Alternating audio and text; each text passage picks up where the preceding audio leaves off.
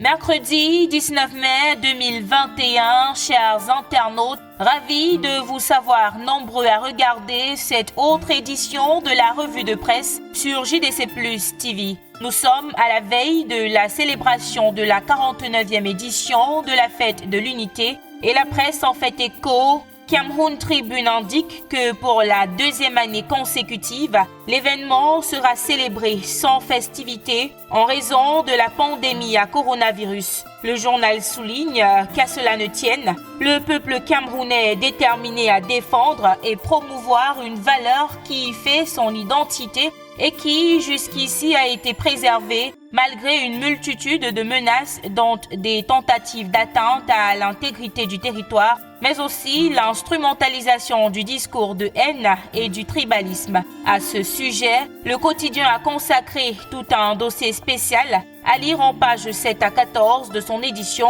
de ce jour. Une autre actualité qui fait la une des tabloïds de ce mercredi est la rencontre entre le Premier ministre et les hommes d'affaires du JICAM hier à Douala au sujet du plan de reconstruction des régions anglophones. Le quotidien L'économie nous fait savoir que le chef du gouvernement a sollicité l'appui du secteur privé pour le succès de ce plan de reconstruction. Ainsi donc, il les a exhortés à investir dans ces régions sinistrées tout en indiquant les dispositions prises par le gouvernement pour faciliter cela. Le compte-rendu de cette rencontre, plus la réaction du patron du JICAM, Célestin Tawamba, sont à lire en page 3. Dion Ngouté peut-il sauver le dialogue public-privé? C'est le grand titre qui barre la une du quotidien Le Jour, qui à ce sujet nous propose tout un dossier à lire en pages 2 à 3 de sa parution de ce mercredi. À la suite de cette analyse, Le Jour nous informe que des entreprises privées mobilisent 700 millions de francs CFA pour la reconstruction et le développement des régions du Nord-Ouest et du Sud-Ouest. Le journal apporte plus de précisions en page 6.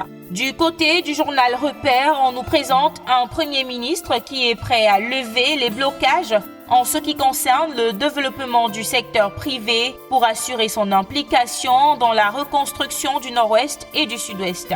On parle santé à présent et Singan nous fait savoir que 250 médecins sont en attente d'intégration à la fonction publique depuis 2017. Le journal souligne en une qu'en dehors des rejetons des barons du régime dont la situation a été régularisée, notamment celle de la fille du ministre de la fonction publique Joseph Leu, ces produits de la faculté de médecine et des sciences biomédicales de l'université de Yaoundé 1 attendent toujours leur décret d'intégration ainsi que leur premier salaire, bien que déjà déployé à travers le pays. Et pour se quitter, on parle société avec ces taxis délabrés qui circulent dans la capitale politique Yaoundé à quelques mois de la CAN 2021. Mutation nous fait savoir que pour pallier à cette situation, le maire de la ville vient de lancer une chasse contre ces véhicules de transport en mauvais état. Et c'était tout pour la revue de presse de ce mercredi. Merci de nous avoir regardés. Bonne fête de l'unité à tous les Camerounais. On se revoit vendredi.